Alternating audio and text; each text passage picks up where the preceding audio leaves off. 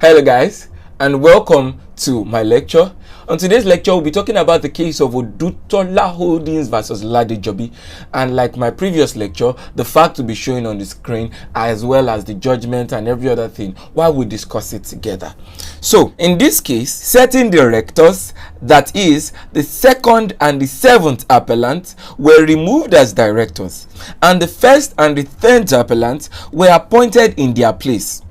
The first appellant sued, claiming that the proposed removal or appointment were void as they were contrary to the provisions of section 262 of the old CAMA. The counsel for the defendant argued that the action in the name of the plaintiff company could not be maintained without the authority of the company. Counsel submitted that section 87 enjoins directors to obey instructions of shareholders in general meeting, as they have ultimate power of the control of company's affairs and are entitled to decide or not an action in the name of the company. So basically, they are interpreting the provisions of section 87 sub 5, where it was stated that the general meeting can institute actions where the board of directors has neglected or refused to. The judgment of the court was that section 87.3 empowers directors to authorize actions to be taken to protect the company's business.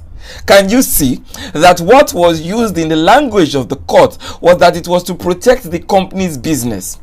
Now, in this case, exhibits, which were the minutes of the meeting, show that the board of directors has authorized solicitors to sue in company's name. In interpreting section 87.3, the court held, except as otherwise provided by the articles, the business of the company shall be managed by the board of directors, who may exercise such power of the company as are not already required to be exercised by the general members in the act or in the articles. Since there was no evidence before the court that the articles prevented the board of directors from acting to protect the business of the company, neither was there evidence that members in general meeting deprived the directors of powers to act. The board of directors therefore had the authority to authorize proceeding to institute action in the name of the company. The burden was then on the respondent to present evidence that the appellant didn't have the power to act, but they couldn't. They could not therefore say that the appellant as directors had no right to act to protect the company's business. Now, from the provision in section 87 on division of power between the board of directors and the members in general meeting, we can deduce that the powers of both organs are delineated in the articles. However, the board of directors has general power of management and may exercise all such power of the company as aren't expressly reserved by the act or articles for the members in general meeting. Now, I love, the case of Odutola Holding, especially when we juxtapose it with Virgin Tech and Mohammed. In Odutola Holding, the board of directors already authorized it. But the argument by the other party is that the board of directors do not have the power to authorize. It is the members in general meeting that can.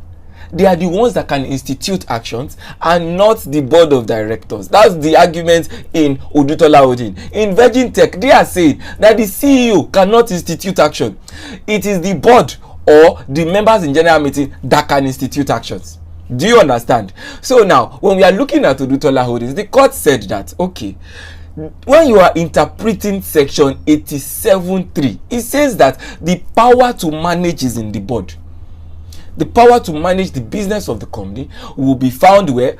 In the board.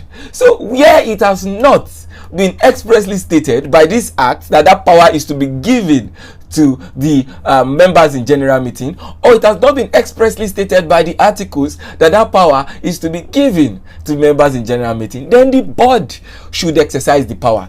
However, they were trying to interpret section 87.5 to say that where the board has refused or neglect is supposed to be the members in general meeting. But that argument was basically not tenable in this case, because they were trying to, argue that it is the members in general meeting that can institute action. The court said no, we don't buy into that argument. The only time the members in general meeting can institute action is where the board has failed or refused to do so, as we can see in section 87.5.